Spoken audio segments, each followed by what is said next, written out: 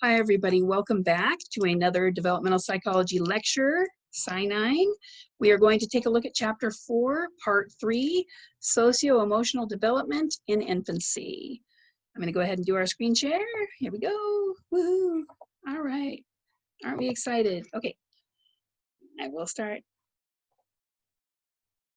Possibly. Okay. All righty. So here we go.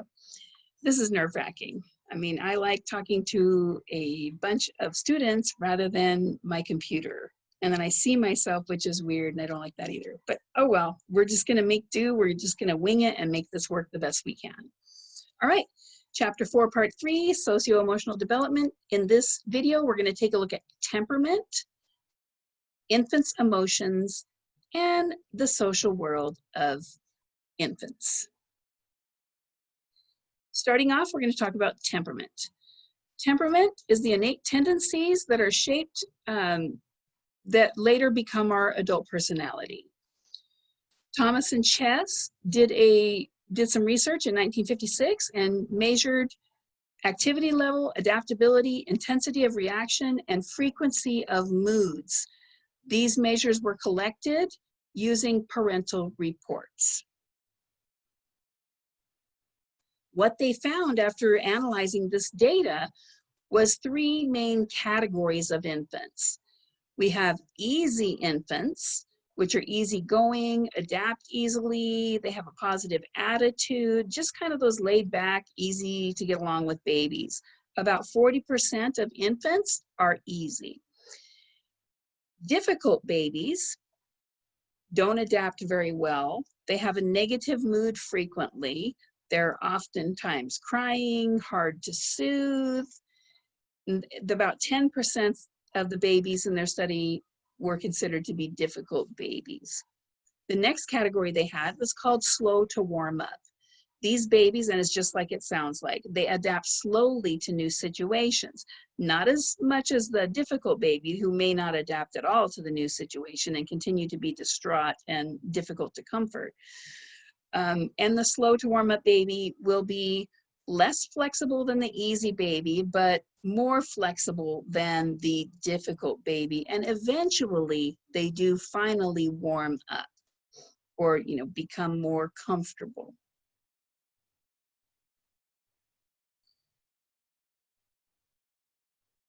It was found that there are some longitudinal correlations to adulthood.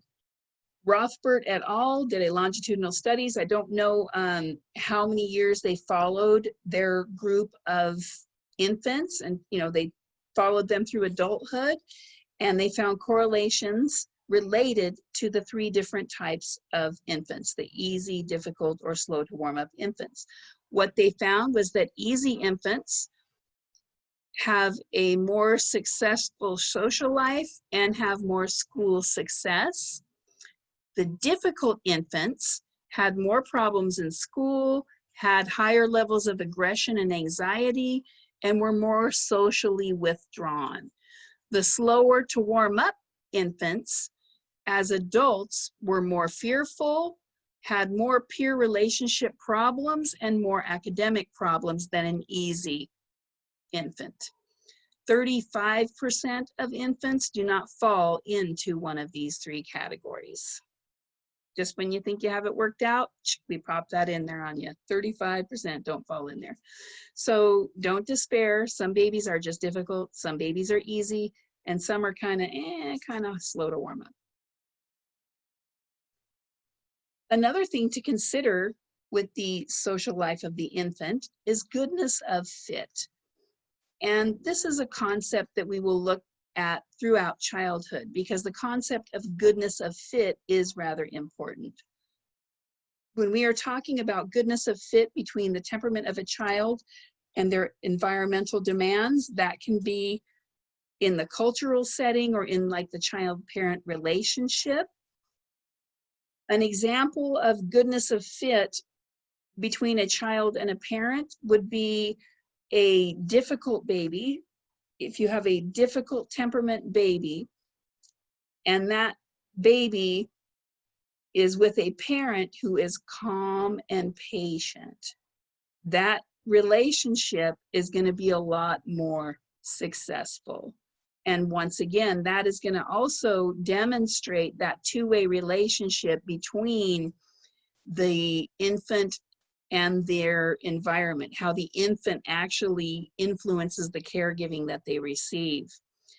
If a difficult infant had a parent that had high anxiety, that was very stressed out, not easygoing, not calm, then we're looking at a situation that would make the child and parent relationship more susceptible to neglect or abuse. So goodness of fit, for example, you have an ADHD child, bounces off the walls everywhere. You have a laid back parent, you're probably going to do all right. You have that same child with somebody who has anxiety, who is stressed, has to have things specifically in order and in place. It might cause the goodness of fit. It may have a not as good fit between the parent and the child. Cultures value different traits leading to cultural goodness of fit. That's good. Asian babies, for example, are less active as this is culturally important. Shyness is also viewed as more positive. So these Asian babies often have early emotional regulation. They learn emotional regulation at a much earlier time than Western babies. Chinese infants also value shyness, and their shyness in that particular culture correlates with academic success and peer success. Whereas in Western culture, shyness is not thought to be a positive attribute. It is thought to be something that may correlate instead with difficulties with peer relationships and such. So that's a cultural difference with goodness of fit. There are different types of emotions. We're going to talk about primary emotions and secondary emotions. Here's some great images of some of our primary emotions. Primary emotions are the basic emotions that we share with other animals. They are evident within the first year of life. We're going to, these primary emotions are anger, sadness, disgust, surprise, and we see these all in the first year of life. Secondary emotions develop later, and they are called socio-moral emotions. They require social learning, and two of those examples would be embarrassment and shame. All right. Oh, I left happiness out. Oops. Okay. Our primary emotions are anger, sadness, fear, surprise, and happiness. I knew I missed one somewhere. Anger seems to be clearly exhibited by 7 months of age, where the angry baby cry is separate from just the other types of cries. Sadness is rare unless the mothers are depressed. So in cultures or in situations where the mother is smiling and upbeat and happy, we see a lot of happiness. We don't see a lot of sadness in infants unless they have a mom or a primary caregiver that is depressed. Fear, we see very well established by 6 months of age. At 6 months old, we see something called stranger anxiety. So basically, when somebody comes over and they want to hold the new baby, you can pass that baby to pretty much anyone until they're about 6 months of age. By about 6 months of age, the baby has figured out, I don't know you, and they start having some stranger anxiety. So after about 6 months, you try to hand it to the auntie that just came from Texas to visit, and the baby wails and cries and, is not a happy camper because they have stranger anxiety. Surprise is well established by 6 months of age. Happiness is one of the earlier things that we see from at 2 to 3 months. We know that we're seeing a social smile. And once again, a social smile is also dependent upon caregivers. Here in the Western cultures, we usually smile at the baby an awful lot, and they mimic that behavior as well and smile. Okay, so social smiling among German and I don't know how to pronounce this, Sao people of Cameroon, I don't know how to pronounce it. These are infant mother dyads. So for the German mothers, what we see, this is their rate of smiling. They smile, let's see, duration, percentage over time. I don't even know what this time scale. Okay, here we have week 6 to week 12. So over this 6-week period of time, we see the moms increasing their rate of smiling towards the infant. We see here that that pattern is mirrored by the German infants. Our German moms increasing their smiling, our German infants increasing their smiling. This is what is a cultural pattern within the German society. However, with these children from Cameroon, the mothers seem to decrease smiling, because smiling at the infants is just not something that is common within their culture. They don't do a lot of smiling towards infants. So when they're interacting with the child, they show their love in other ways. In Western cultures, a lot of that is shown through smiling, laughing, happiness, whereas physical contact and, you know, like tactile stimulation with the child is more important than smiling within this culture in Cameroon. And what we see is that the infants in this society don't really smile. So by 12 weeks, they're not really doing anything in the way of smiling, because the mothers are not smiling very much. Their primary caregiver is not smiling. So it is a socialized behavior. Infants' emotional perceptions. Our little infants have their own little ways of perceiving the world around them, as we've talked about. And one of the things that we see in infants is something called emotional contagion. Emotional contagion is when they cry in response to hearing another cry. An infant at daycare, or who's with other infants in some other setting, if one of those babies starts to cry, they will all start to cry. And this is called emotional contagion. Interestingly, another thing that we know is that infants get upset if the parent is not expressing the emotion that they are used to seeing or that they expect. The infant gets used to a certain type of dynamic. For example, coming over to the infant, smiling, talking, showing an emotion on the face. The still face paradigm is a study where they had parents go up to the infant and keep their face completely emotionless. And what we found is that when parents kept their face emotionless, infants kind of got upset. It upset them. They did not like this idea of, instead of the happy face that they're used to seeing, you're getting just a blank stare back. And infants quickly learn to expect certain types of emotional reactions, and when they do not get them, it is distressing for them. By 7 months, infants can match auditory to visual emotions. In other words, they can see something happening and hear something happening when it comes to emotional interaction with somebody, and they can put those two things together. By 9 to 10 months, infants show something called social referencing. Social referencing is something that we also will be using the rest of our life. This is when you look to others to determine the appropriate response. For example, your book has a kind of interesting example where the parents are at a circus or something, and the clown comes up in front of the infant, and the infant isn't sure what to think. So the infant looks at mom. Mom is smiling and happy, so then the infant smiles and becomes happy. They have to do social referencing. They're looking at mom, and if it's an unsure situation, the infant looks at their caregiver to see how they're responding. Should I be afraid? Should I be happy? What should I be doing here? And they copy that response. They learn what's appropriate through that. This continues. For example, if we're all in a situation and the fire alarm goes off, We'll be sitting here and everybody's going to be sitting here looking to see what anybody else is going to do, because you don't want to be the first one to get up and go out the door.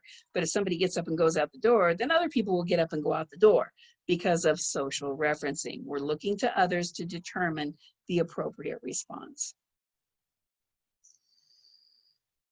Okay, social interaction. Social interaction affects every aspect of infant development.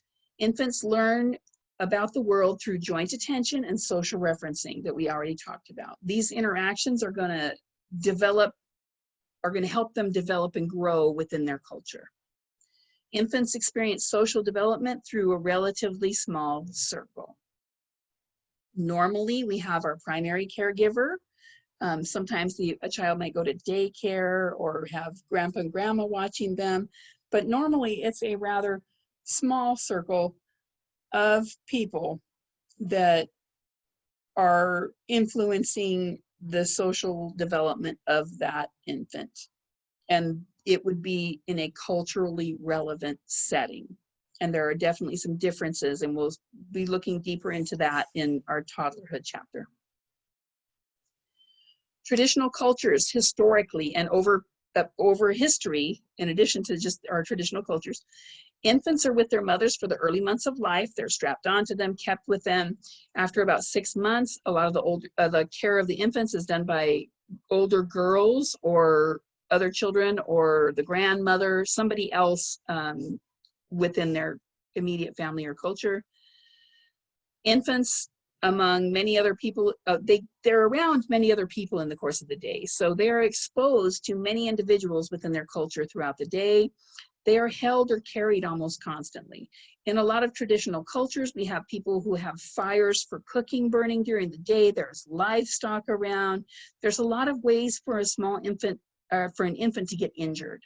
So these infants are held and carried almost constantly. And in a lot of cultures, this will go all the way through toddlerhood to make sure they don't like fall off a cliff or fall into the fire or get run over by a cow. Fathers are usually remote or absent during the first year.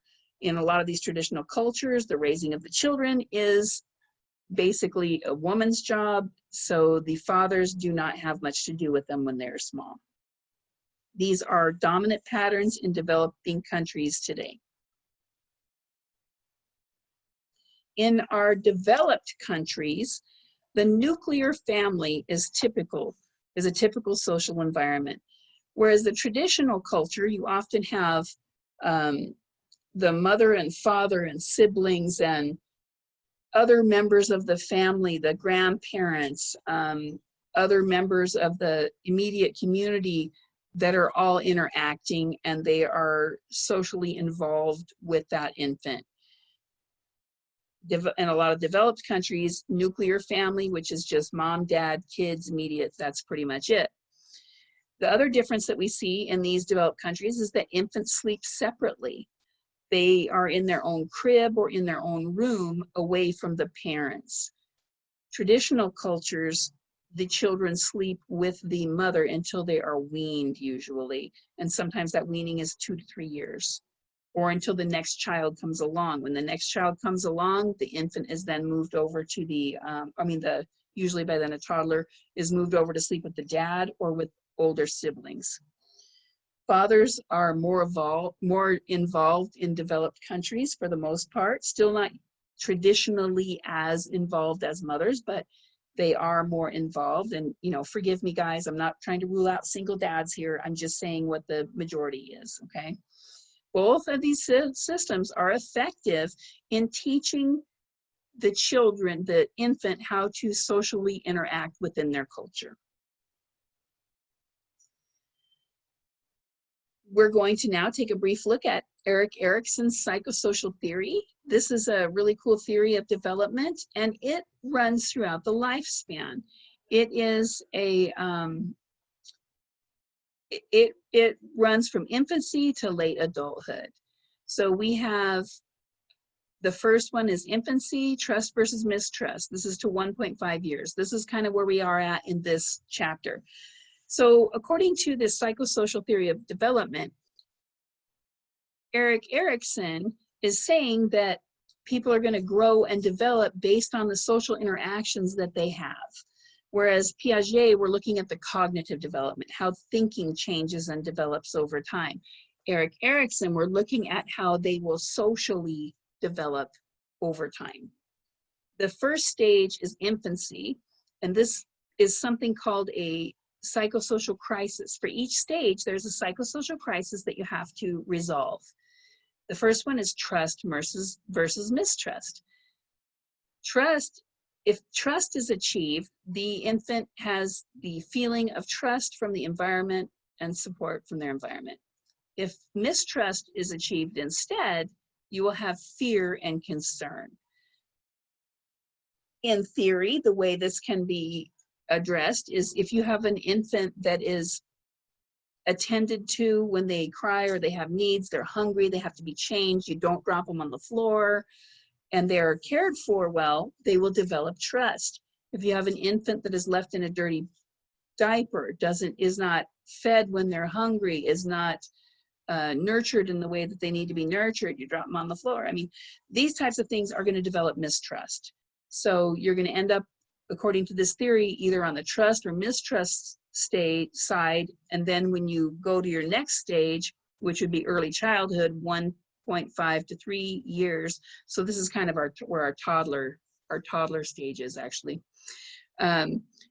You would be talking about autonomy versus shame and doubt. And so we're going to look at these theories once again as we go through. And this is kind of a cool theory because it does traverse the entire lifespan.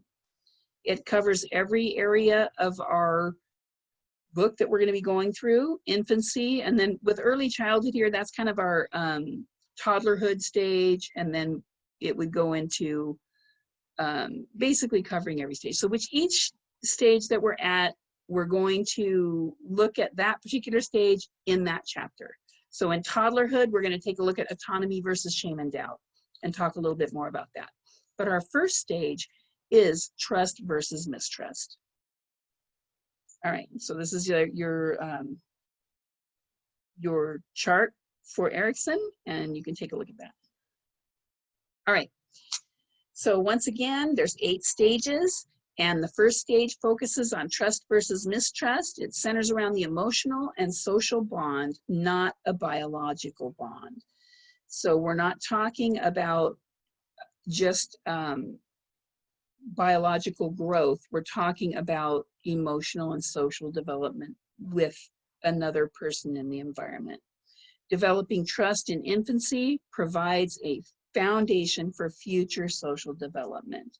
Each one of these stages is thought, if you can come out one side or the other on this, on each of the stages, and wherever you end up is going to have long-lasting consequences. All right. We're going to wrap it up here pretty quick. John Bowlby's attachment theory. So we're now going to talk about attachment. Okay. So attachment is basically the idea of how secure and safe an infant feels with their relationship with their primary caregiver. So it focuses on the importance of early quality relationships. John Bowlby, we're going to talk more about him in the next chapter. The primary caregivers must be sensitive and responsive. Previous theories were saying that, babies are attached to moms only because the mom feeds them. Bowlby kind of came in here, looked at some other research and said, hey man, actually they are attached to their mom not only for food, but for these social aspects, for security, for safety, for that nurturing. Also, Bowlby sees the formation of trust as an essential element in development, and attachment theory has an evolutionary basis and in research on mothers and offspring relationships in animal species. So we do know in animal species, the offsprings, the babies stay close to the mom, not just for food, because some animals like, birds, things like that, they don't nurse or anything, but they need to be near their parent, not only for food, but for protection. And so we know that there's more to it than just the biological food part. All right. Attachment, both Erikson and Bowlby viewed first attachment relationships as crucial to future emotional and social development. So, as I mentioned previously, how you go through these stages, how your initial attachments with your caregiver form and develop are going to have an impact on later relationships in your life. Oh my, is that it? Oh, heavens, I guess we're done with this one. All right, so that's it for this one, and we will tune in next time to take a look at chapter 5, where we start our toddlerhood chapter. I hope there's not a lot of glitches in this video like there was the one before. I noticed for some reason I'm using Zoom to record on my computer, just using my laptop. I don't have any special equipment. And I noticed that it was very glitchy. I had little glitches, and then it would repeat, it would pause and do weird stuff. So I hope this one's better. Please just be patient, and I hope that these videos are useful. All right, I hope you guys have a lovely day, evening, night, whatever. I think it's like, you know, almost 10 o'clock right now when I'm doing this video. And I just hope you guys take care, stay safe, stay healthy, and I'll see you in the next one.